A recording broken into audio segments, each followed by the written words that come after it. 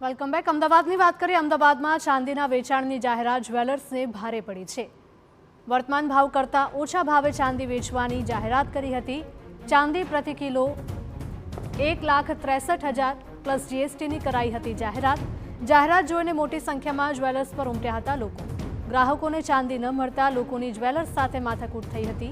ચાંદીના બિસ્કિટ કે લગડી ન મળતા લોકોનો ભારે હોબાળો જોવા મળ્યો હતો। ગ્રાહકોના હોબાળાને પગલે પોલીસ બોલાવવાની પણ ફરજ પડી હતી।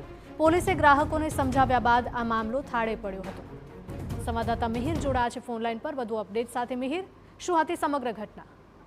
હિરલ, ચાંદીના ભાવ જે સતત વધી રહ્યા છે અને તેવામાં છેલ્લા 5 દિવસથી સતત એ ચાંદીના ચોરસા અને જે છે કે તેની ડિમાન્ડ છે તે સતત વધી રહી છે કે જે લગડી હોય કે તેની અને તેવામાં જ એક જાણીતા જ્વેલર્સે ન્યૂઝપેપરમાં એક જાહેરાત કરવી ખૂબ ભારે પડી છે, કારણ કે જે વર્તમાન સમયમાં જે ભાવ છે જે ચાલી રહ્યો છે લગભગ 1,80,000 થી લઈને 1,86,000 નો ભાવ છે જે ચાંદીમાં ચાલી રહ્યો છે અને તેવામાં જ જે જાણીતા એક જ્વેલર છે ચાંદીના 1.63 લાખ પ્લસ જીએસટી પ્રતિ ગ્રામે મળશે તેવી જાહેરાત કરી હતી અને તે બાદ ગ્રાહકો ચાંદી લેવા જતા તે લોકોએ જે ચાંદી છે તેમને મળી ન આવી હતું અને જેના કારણે હોબાળો છે તે કર્યો હતો। આ સાથે જ અન્ય ગ્રાહકો પણ જે એક જ દિવસમાં જે દાગીનાથી લઈ અને અન્ય જે ચાંદીની વસ્તુઓ છે તે આપવા માટે કહ્યું હતું, પરંતુ ન આપતાની સાથે તેને લઈને હોબાળો છે તે કર્યો હતો। ખૂબ મોટી સંખ્યામાં જે શિવરણની નજીક ઝાંસીની રાણી પાસે આવેલું આ જ્વેલર્સ છે ત્યાં આગળ લોકોની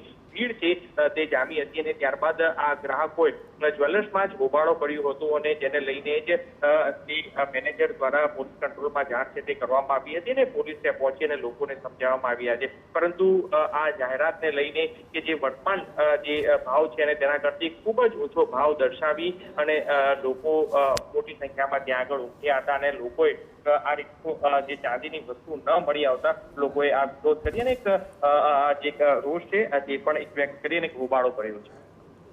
જી મિહિર, આભાર।